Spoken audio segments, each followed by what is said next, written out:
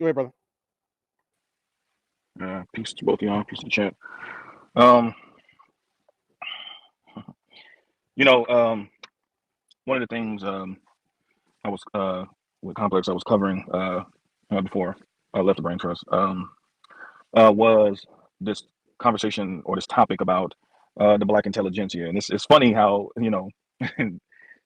that topic, along with the conversations we had about Booker T. Washington, is really starting to rear its head because this is not something this is nothing new. This is something that we've been dealing with for the past 100+ years. It's just now a lot of Black people are starting to wake up to who has been the so-called stewards of Black leadership, which really have been the most incompetent and ineffective leadership that we have ever had as Black people. I'm going to make that very clear.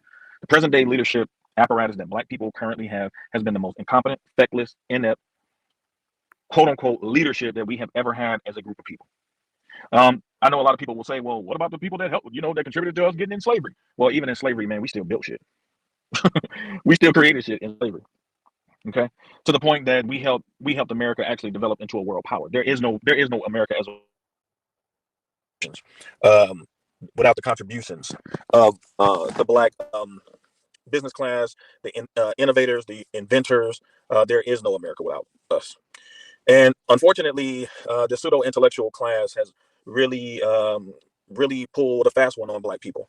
On the one hand, they have postured themselves as being the type of people that are speaking on behalf of Black people to help Black people advance. But the reality is that their whole ideology is centered around a grievance. And if you look at any of our history of the great, Black people were never seeking things based on a grievance.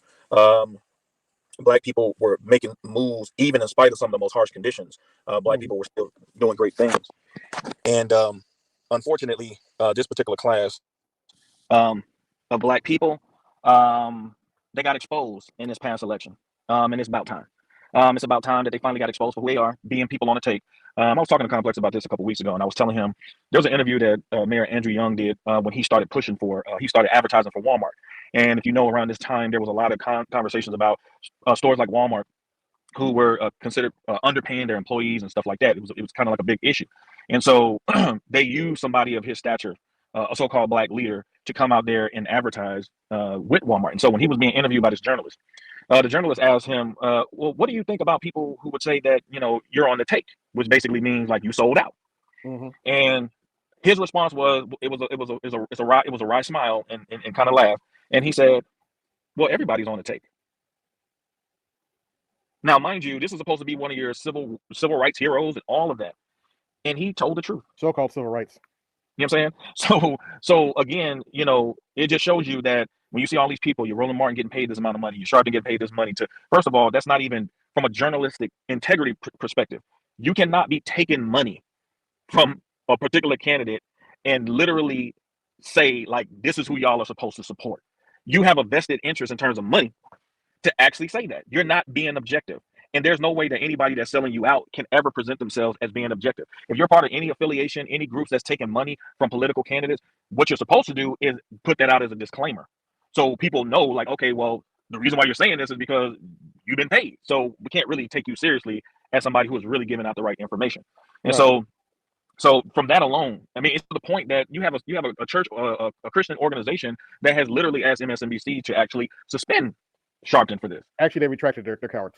Well, what they did at first, but it was the right move because again, this is not something that you can't minimize or diminish how important something like this is because when Black people are trying to look for, you can't sit there and say, well, the Republicans are shady because they're trying to ask people to get a voter ID to vote, and then at the same time, you literally have this administration sue Youngkin in Virginia to allow people who are legally not able to vote to stay on the road to vote, and then at the same time, you're putting forth your support for candidates as if they're on the up and up while you're secretly taking money. Like you're no different than the people you claim are trying to suppress Black people's vote.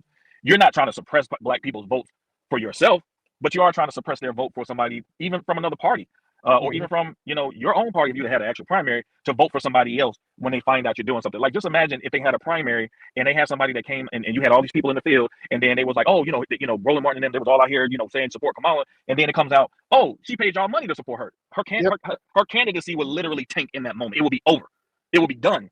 So why is not done now? You know what I'm saying? Like now, I mean, it's over, but why wouldn't it be done just because she's running against a Republican? No, it should be done too. Like that's shady. I mean, that's some shady shit. So we have to really understand that it's not the people that are in the know, the people that do their own research and do their own reading. That's the problem. It's the lay black people that's the problem. It's the black people that have been hoodwinked in these hoods and these different cities who have been ran by ineffective black leadership for 60 some years.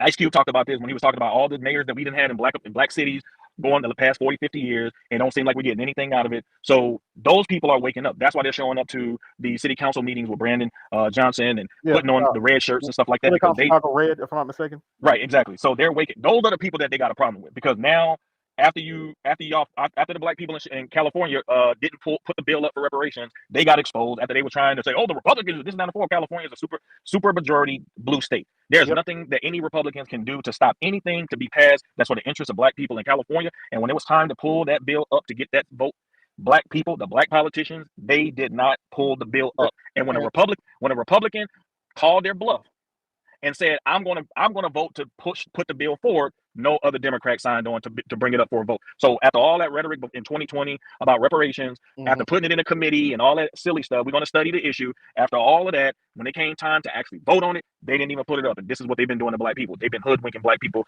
for the past 100+ years. Yeah, that's one of the reasons I flipped, is because I got tired of them saying, but the Republicans, it doesn't matter when it doesn't matter if they had 60. Their excuses always, but the Republicans wouldn't let us do it. Or what is that they said during Build Back Better? That also drove me up a wall. What was it? Parliamentarian or something wouldn't allow them to do something. They came up with all kind of excuses, and I got tired of that crap, man. It's not that I think the Republicans are perfect or like black people. They don't. I mean, think about this, right? Why do you